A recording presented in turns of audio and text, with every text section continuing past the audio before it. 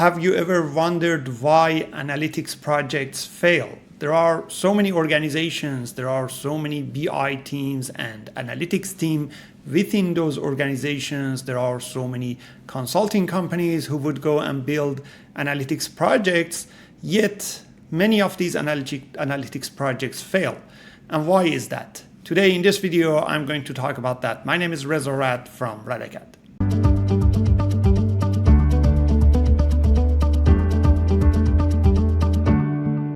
When we talk about the failures of an analytics project, it might be because of many reasons. You might define that failure in many different terms. You might say that if this does not deliver the reports, the insight that the business needs, that's a failure. You might say that if it does not deliver it within the time frame, within the deadlines, that it does not fit the requirement, that's a failure.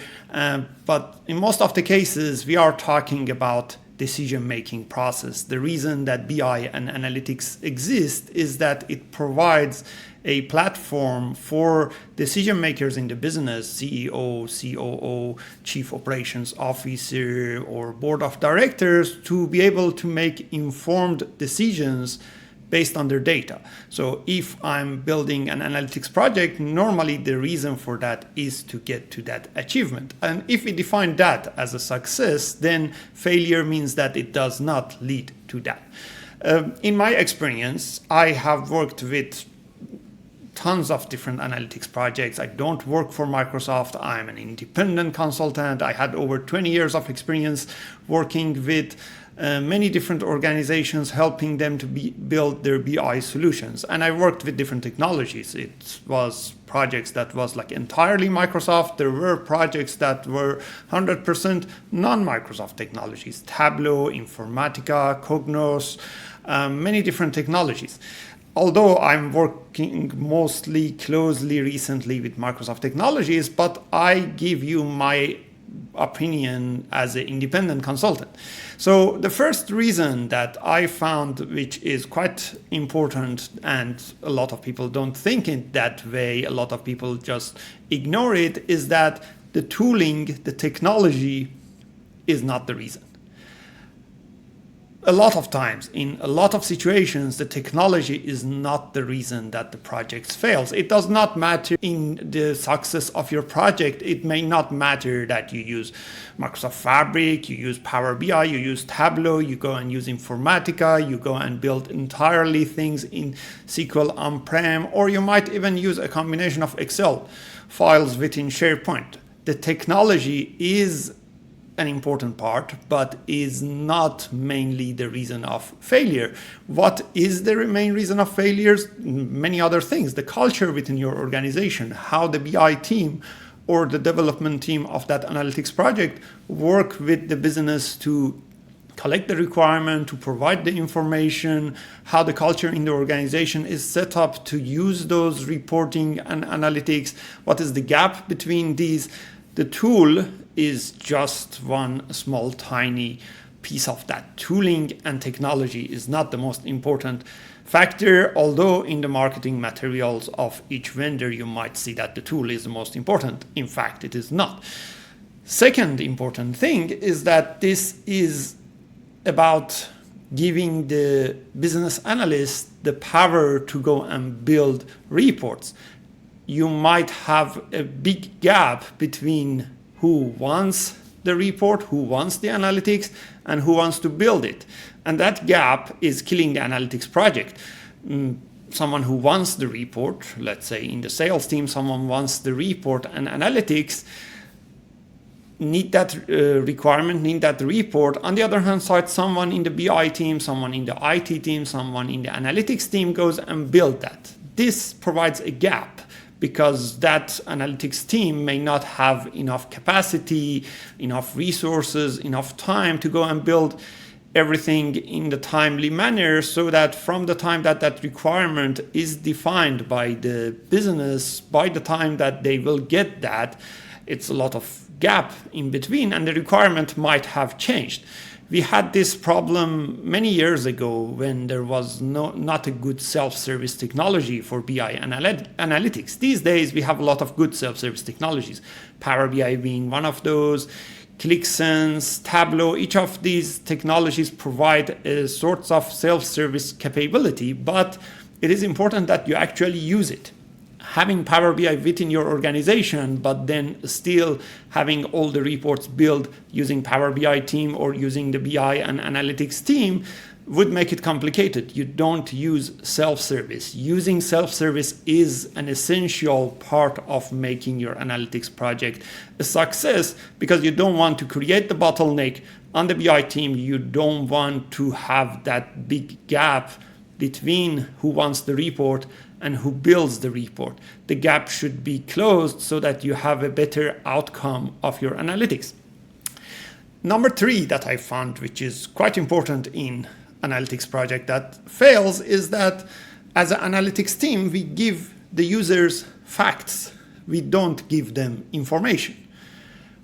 It has been a lot of scenarios that I've witnessed myself that the author of the report, the developer, goes and builds really nice reports and dashboard and then present it to the business. Business says that, well, that is beautiful, I like it, but can you export that to Excel? Export that to Excel. You definitely have heard that. This is not something that you would miss in analytics world. In a lot of situations, the analytics team says, well, we have built this fantastic report and dashboard. It took us much more time than building like a just pure table grid style and giving you that. But if you want that, yeah, I can do that. That's not a problem. It is a problem. This is one of the points that your analytics project would fail. Believe me. You have to start with asking questions. You have to start with asking questions. Why? Like I present this to my users, to my business users, and they say, well, can I export this to Excel? I would ask, why do you want to export it to Excel? Well, I want to have it in my Excel because I would have more flexibility in Excel. Then I would ask, why do you need to have more flexibility on this data in Excel?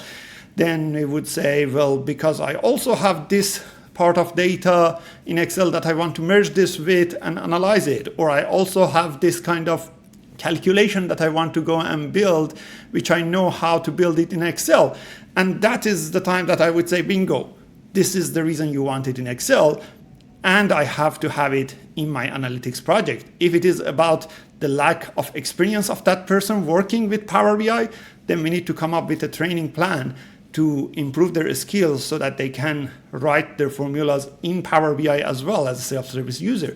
If it is about bringing their data into analytics projects, so let's bring that data instead of having part of this data coming out of our analytics project, move to an Excel system, and then part of the analytics is in Excel. So start with why. Start with asking these questions, and when you do that, then it is the time that you provide information, not the facts. You go and build part of the system that previously was out in Excel. Now you build it inside your Power BI report, inside your self-service report, and provide it to the user. Number 4 that I find quite important for failing projects is that a lot of BI teams, analytics team, they spend so much time on data integration. Data integration is like a big hole, because there are so many data everywhere in different organizations. The bigger the organization, the more operational system you have in the organization, the more time you need for the data integration. You have an operation system for sales, you have another operation system for customer management, you have another one for inventory, you have another one for your accounting. And if analytics team says that, well, I want to integrate all of those into a central data warehouse, well, that looks like an ideal word. But the fact is that the time you spend for data integration is the time that the user, the business user, the sponsor of your BI and analytics project wouldn't see any outcome of that. So they would come and say, well, in the past 1 month, what did you do? Well, we brought that data from, I don't know, like the SQL database of sales system into here. After 3 months, what have you done? Well, we brought also the operational database of that into here. After a year, what have you done? We brought all of that data into here. But there is no outcome. There is no information out of this. There is no reporting. There is no analytics. You have to do integration. I'm not saying that you should not do integration, but try to minimize that. Try to make it different phases. There are a lot of technologies these days that can help with that. In Microsoft Fabric, for example, we have mirroring that can help with that. There are technologies such as copy job, copy activity that can help to bring your data faster. You can build your medallion architecture in a way that you bring raw data. It does not have to be transformed at first stage.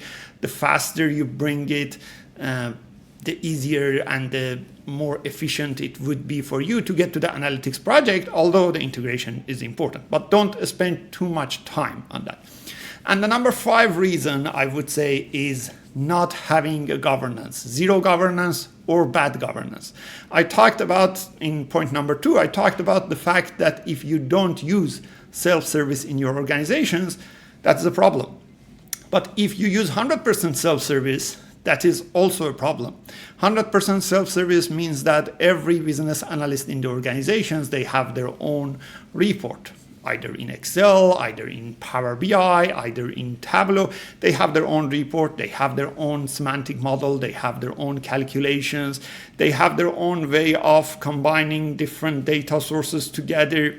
There is no central version of truth for the analytics project. There is no place to reuse some of the work that has been done. For example, the rolling 12-month calculation in one of the reports does not match the rolling 12-month in another report because it's built by 2 different people, and this would reduce the trust of the organization on the analytics project. They would say, well, analytics doesn't work because this number does not match that number, and that is because we have 100% self-service. So 100% self-service is not good. The impact of that is as bad as having no self-service. You need to find the sweet spot. Based on the culture in your organization, you need to find where is the right place. You need to put some governance in place. You need to have a BI team, analytics team, IT team to define some processes, some standards, a central model, a medallion architecture, but also at the same time, give the users the ability to do self-service and make sure and ensures that the self-service users have enough training to go and do their self-service job and also comply with all the standards that you have defined. Finding that sweet spot between is important. For one organization, it might be closer to governance, to full governance. In some organization, might be closer to full self-service, but it would never be 100% full service, 100% governance, because you want to have this analytics project succeed. So here are my 5 points about why analytics projects fails. There are tons of many other reasons for that, but in my experience, I found these are the top 5 reasons. What do you think about it? If you have any questions, put that down in the comments below. In RADACAD, we help a lot of organizations to build their analytics projects in a successful way. If this is something you need help with, contact us. If you like this video, go ahead and subscribe into our YouTube channel. We have weekly videos about analytics, Power BI, and Microsoft Fabric. Until the next video, bye.